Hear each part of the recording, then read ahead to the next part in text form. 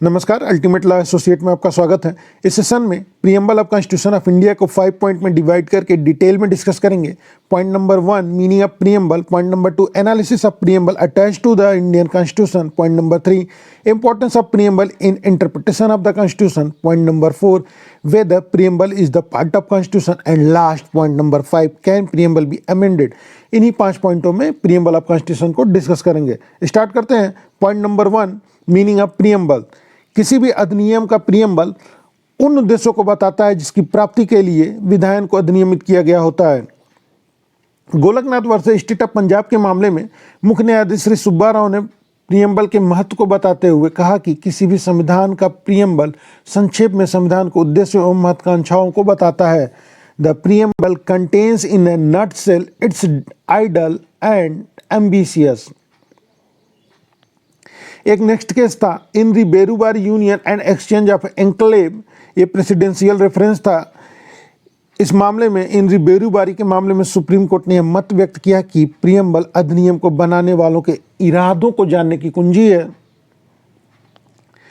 Preamble is the key of intention of the makers of the act. Preamble अधिनियम को बनाने वालों के इरादों को जानने की कुंजी है। यह आवश्यक नहीं है कि प्रत्येक अधिनियम में प्रीएम्बल अटैच ही हो, जैसे कि गवर्नमेंट ऑफ इंडिया एक्ट 1935 के साथ कोई प्रीएम्बल अटैच नहीं था। कोई भी प्रीएम्बल अधिनियम का इस संदर्भ में अविभाज्य अंग नहीं होगा कि यदि उसे निकाल दिया गया होता तो अधिनियम का सामान्य भाव बदल जाता। यदि प्रीएम्बल को कॉन्स्टिट्यूशन से या एक्ट से अलग कर दिया जाए, सेपरेट कर दिया जाए और उसका सेंस ही चेंज हो जाता है, तब प्रीएम्बल उसका अविभाज्य अंग होगा। और यदि उसका सेंस चेंज नहीं होता है तो प्रीएम्बल उसका अविभाज्य अंग नहीं होगा। दूसरे शब्दों में अधिनियम के प्रस्तावना को पृथक कर दिए जाने के पश्चात भी अधिनियम का भाव नहीं बदलना चाहिए। यही इन री बेरूबारी के मामले में कहा गया था। प्रस्तावना किसी भी अधिष्ठायी शासकीय शक्ति का स्रोत नहीं होता और न ही संविधान के अंतर्गत स्पष्ट रूप से प्रदत्त शक्तियों के ऊपर यह कोई निर्बंधन ही आरोपित करता है। अब नेक्स्ट पॉइंट है analysis of preamble attached to the Indian constitution. तो इसे देखने से पहले हमें preamble of the Indian constitution देखना होगा। क्या कहता है? हम भारत के लोग भारत को एक संपूर्ण प्रभुत्व संपन्न समाजवादी पंथ निरपेक्ष लोकतंत्रात्मक गणराज्य बनाने के लिए तथा उसके समस्त नागरिकों को सामाजिक, आर्थिक और राजनीतिक न्याय, विचार, अभिव्यक्ति, विश्वास, धर्म और उपासना की स्वतंत्रता, प्रतिष्ठा और अवसर की समता प्राप्त करने के लिए तथा उन सब में व्यक्ति की गरिमा और राष्ट्र की एकता और अखंडता सुनिश्चित करने वाली बंधुता को बढ़ावा देने के लिए दृढ़ संकल्प होकर अपनी इस संविधान सभा में आज तारीख 26 नवंबर 1949 को एतद संविधान को अंगीकृत, अधिनियमित और आत्मर्पित करते हैं। यह हमारे कॉन्स्टिट्यूशन की प्रीएम्बल है। जब हम अपने कॉन्स्टिट्यूशन की प्रीएम्बल पढ़ लेते हैं तभी उस पर एनालिसिस हम कर पाते हैं। प्रीएम्बल पे एनालिसिस करने से पहले हम यह जान लेते हैं कि प्रीएम्बल जो है हमारे कॉन्स्टिट्यूशन का प्रीएम्बल है वह अमेरिका के संविधान से प्रेरित है और प्रीएम्बल की जो भाषा है, लैंग्वेज है, उसे ऑस्ट्रेलिया के संविधान से अडॉप्ट किया गया है। अब हम एनालिसिस कर लेते हैं अपने प्रीएम्बल की।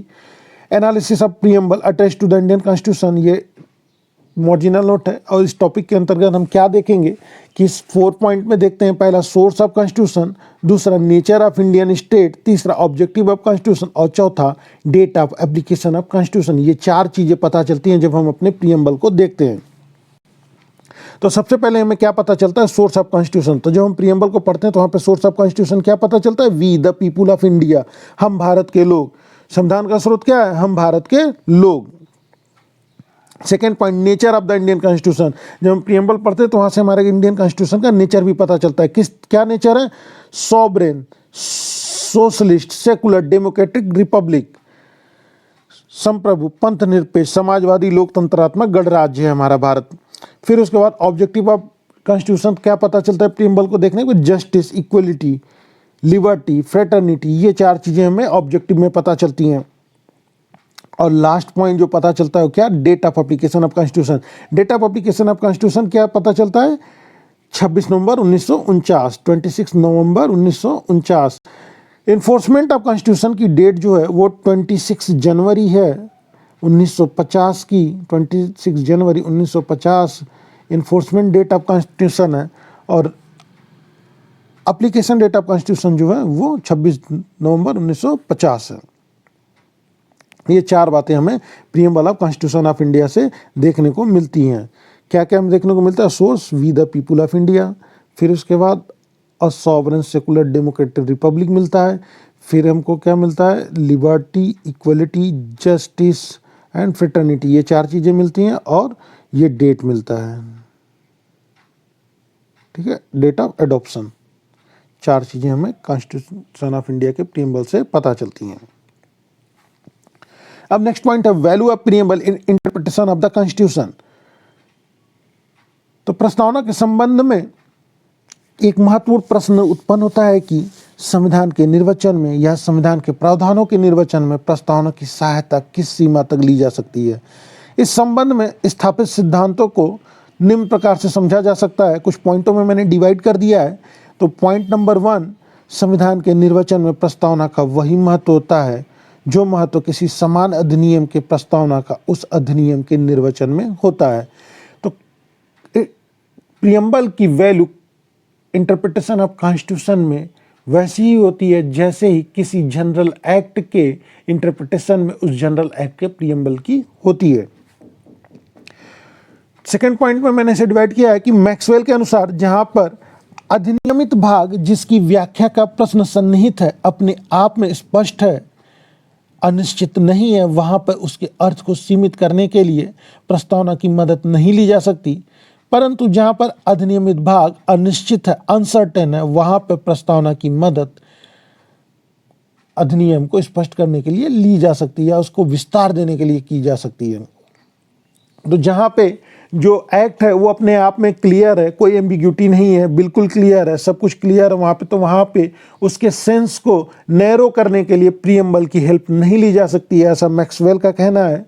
और आगे कहते हैं मैक्सवेल कि प्रीएम्बल की हेल्प वहीं पे ली जा सकती है जहाँ पर एक्ट का सेंस अनसर्टेन है या क्लियर नहीं है, या फिर एक्ट के प्रोविजन को एक्सप्लेनेशन की जरूरत है, वहाँ पे प्रीएम्बल की हेल्प ली जा सकती है और प्रीएम्बल के हेल्प से उसको एक्सटेंशन प्रोवाइड किया जा सकता है।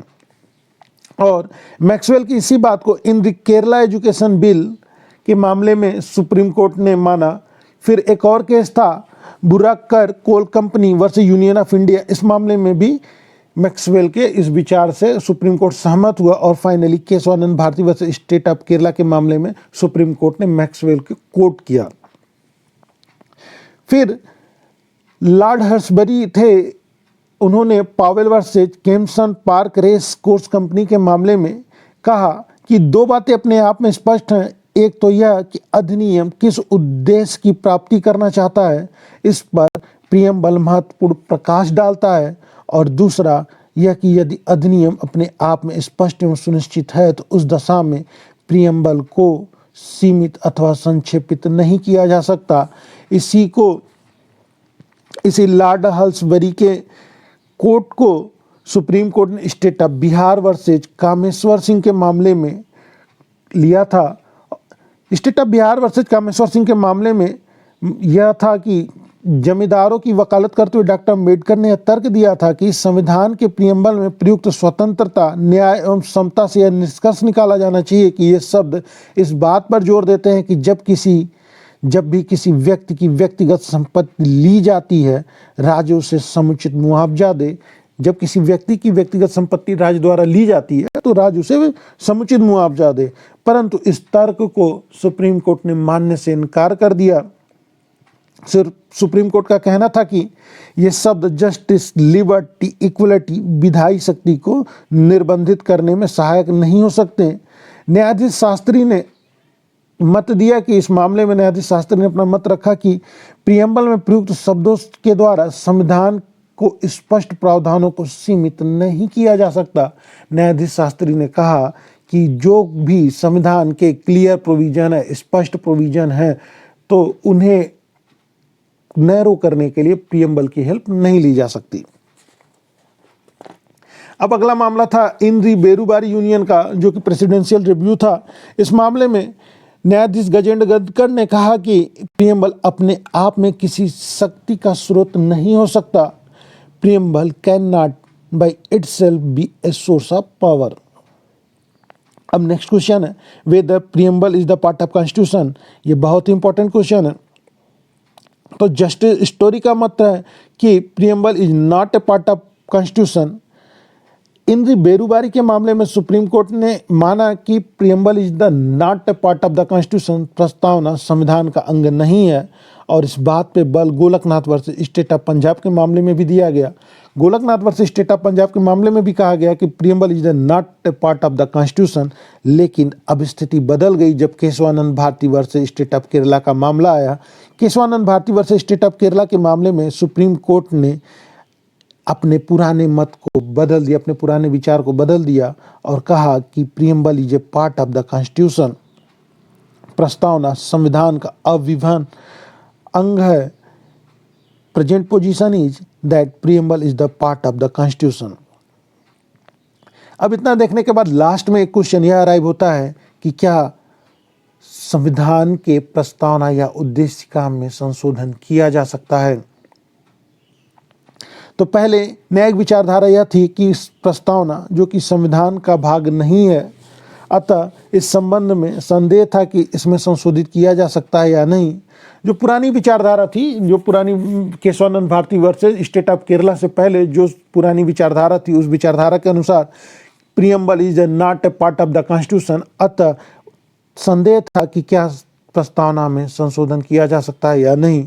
लेकिन अब यह जो डाउट था वो क्लियर हो चुका Kesavananda Bharati versus state of Kerala के मामले से।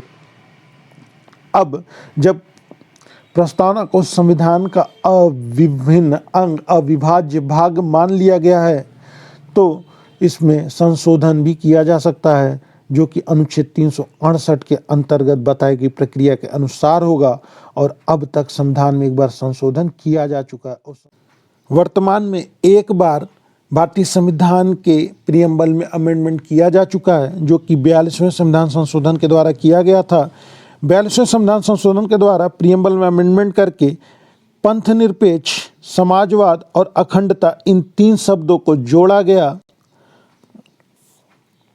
तो केशवानंद भारती वाले मामले में सुप्रीम कोर्ट ने यह बताया, केशवानंद भारती वर्सेस केरल राज्य, जो कि 1973 का मामला था, इस मामले में सरकार ने तर्क दिया था कि चूंकि प्रीएम्बल भी संविधान का एक भाग है, अतः अनुच्छेद 368 के तहत इसमें संशोधन किया जा सकता है।